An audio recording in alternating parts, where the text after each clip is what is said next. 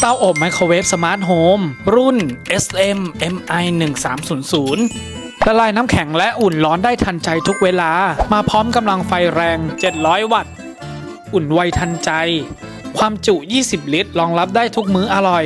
ปรับระดับความร้อนได้5ระดับและตั้งเวลาใช้งานได้สูงสุด35นาทีมั่นใจทุกครั้งด้วยประตูกระจกนิรภัยแข็งแรงและปลอดภัยสุดๆใช้งานง่ายด้วยด้ามจับเพื่อเปิดปิดฝาดีไซน์แข็งแรงจับถนัดมือวัสดุคุณภาพสูงใช้ได้นานหลายปีอุ่นอาหารเครื่องดื่มขนมเบเกอรี่ได้ทั้งหมดไม่ว่ามื้อไหนก็อร่อยเสมอความสุขง่ายๆที่หาได้ที่บ้านทุกที่ทุกเวลาอุ่นง่ายทันใจเตาอบไมโครเวฟสมาร์ทโฮมรุ่น SM MI 1300อุ่นร้อนได้ทุกมื้ออร่อยรับประกันคุณภาพ3ปีพร้อมบริการหลังการขาย